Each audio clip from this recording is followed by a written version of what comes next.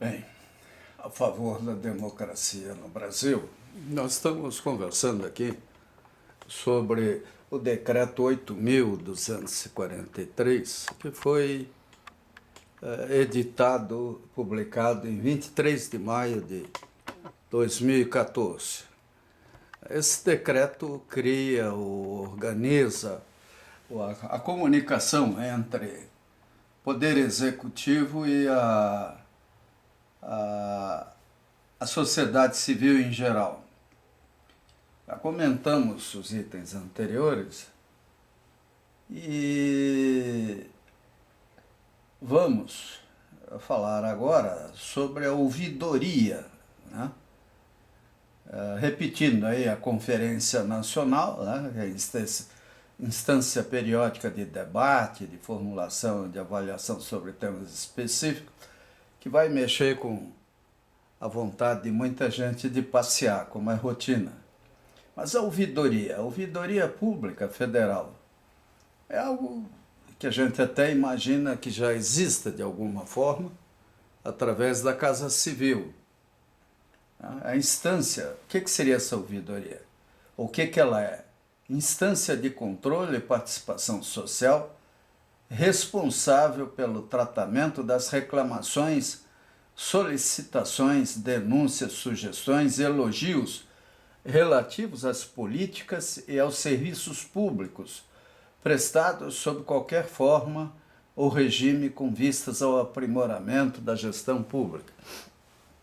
Bem, como sempre, tudo isso é um filtro, é uma barreira entre a presidência, o presidente ou a presidenta, que é a pessoa que o povo elege para governar o país, e nós não elegemos o ouvidor, nós não elegemos ninguém no meio de campo, nós elegemos o presidente da República, porque nós acreditamos que essa pessoa saberá governar. Então a ouvidoria é importante, mas toda essa conceituação, essa burocratização de acesso ao presidente assusta. A gente cansa de ouvir que, no caso até de Margaret Thatcher e outros, que tinham uma preocupação radical de ouvir a opinião pública. E o que a gente sente, principalmente nesse último governo, é que há um distanciamento entre a presidência e o povo, né? Mas aqui vai além, mesa de diálogo, mecanismo de debate e de negociação com a participação dos setores da sociedade civil e do governo diretamente envolvidos no intuito de prevenir, mediar e solucionar conflitos sociais, né? Tudo isso é muito bonito, né? Mas mostra com muita clareza a incapacidade que o governo federal tem de governar o Brasil. País tão grande quanto o Brasil, para ser presidencialista dessa forma, se fosse uma ditadura, como é a Rússia. Grandes ditaduras, elas são convergentes, centralizadoras, tem um iluminado no comando que decide tudo. A figura do presidente da Rússia é um exemplo perfeito, né, do que é um presidencialismo forte. É alguém lá que, apoiado por uma religião ou qualquer coisa, um exército, um grupo de companheiros de KGB ou sei lá o quê, manda no Brasil, manda no país. Ou Cuba, que é um país pequeníssimo, uma ilha, né? Agora, o Brasil, o presidencialismo é um instrumento de, vamos dizer assim, equivocado de governo. Porque o nosso povo não é tão disciplinado, tão cordeiro quanto outros. E como nós não somos uma ilha, nem estamos do lado dos Estados Unidos, nós não temos propriamente a vocação de sair nadando para fugir do Brasil. Então, para viver aqui, querendo viver aqui, devendo viver aqui, será que a ouvidoria funciona? Né? Como é que eles chamam aqui? Mesa de diálogo. Né? O que nós precisamos, de fato, é a descentralização do Brasil. Quer dizer, é ridículo ver o governo apelando para firulas organizacionais para governar o Brasil. Aí vem mais coisa, fórum interconselhos, mecanismo para o diálogo entre os representantes dos conselhos e comissões de políticas públicas, no intuito de acompanhar as políticas públicas e os programas governamentais, formulando recomendações para aprimorar sua intersetorialidade e transversalidade. Esses nomes são complicados, né? É lógico, né?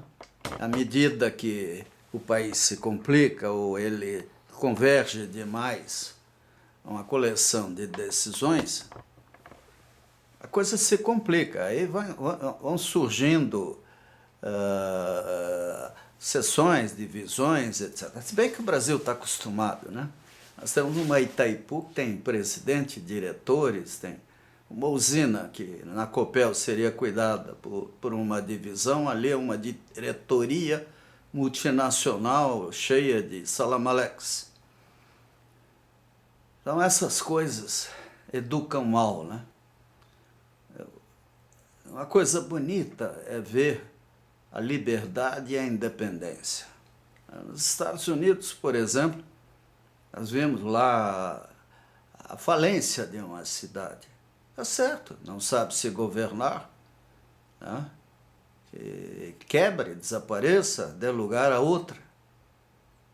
Nós temos que valorizar a iniciativa, a capacidade de inovar, de governar. Agora, para isso, o Brasil tem que ser radicalmente descentralizado. Curitiba quer fazer metrô, fica dependendo de dinheiro que mandou para Brasília. Aí o governo vem aqui caridosamente, né, doa uma fração do que arrecada anualmente para fazer o metrô. Isso não tem sentido, né? Nós temos que ter poder sobre os nossos impostos. A União tem que ficar com aquilo que é suficiente para pagar o Ministério das Relações Exteriores, né? Uma boa força armada, cuidar das nossas fronteiras e, sei lá, sediar tribunais constitucionais e olhe lá o que mais, né? Criar uma espécie de assembleia para discutir firulas, porque o fundamental é a cidade, é o Estado. Eu nasci aqui, eu vivo aqui, minha vida, dos meus filhos, netos e bisnetos, depende do que existe ao redor deles. E não tem sentido eles dependerem de decisões tomadas em lugares distantes. Isso me assusta. Mas o governo vai tentando salvar aquilo que não merece tanto cuidado, né? Que é a governabilidade impossível de Brasília. Aí inventa esse negócio, né? Vai burocratizando.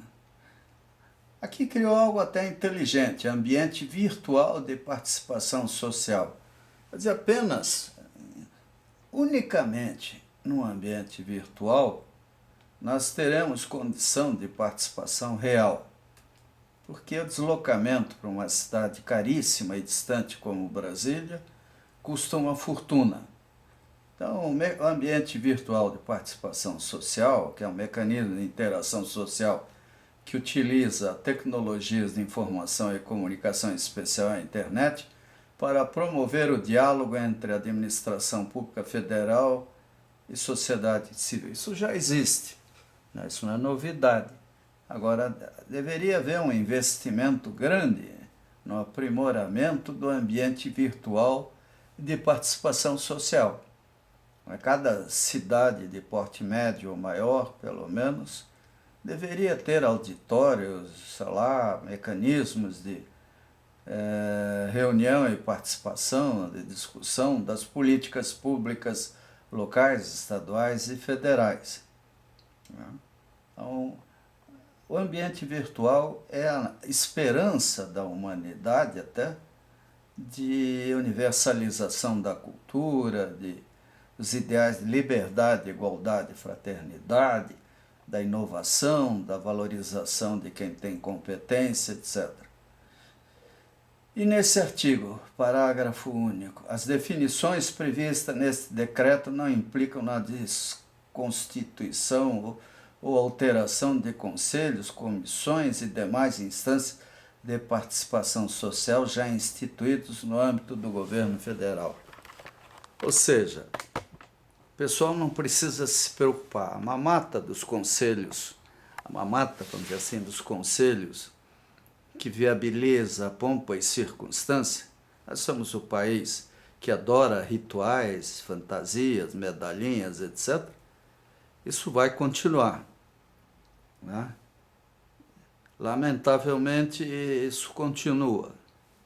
É necessário? Não, de modo algum. Isso não.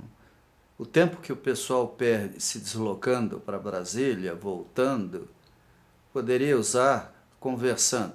E hoje em dia existem meios de conversar à distância.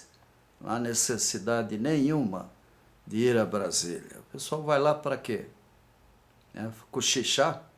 Aliás, o cochicho é a pior coisa que existe em qualquer ambiente político. Quando você vê duas pessoas cochichando, você pode, evidentemente, concluir que elas não querem que você ouça o que elas falam. E só isso já é o carimbo da falsidade, o carimbo da desonestidade intelectual. Porque a verdade pode ser dita com clareza, doa quem doer. Ou então não se fale, né? Lamentavelmente, o cochicho faz parte, é um câncer, é tenebroso, é algo horrível na nossa política.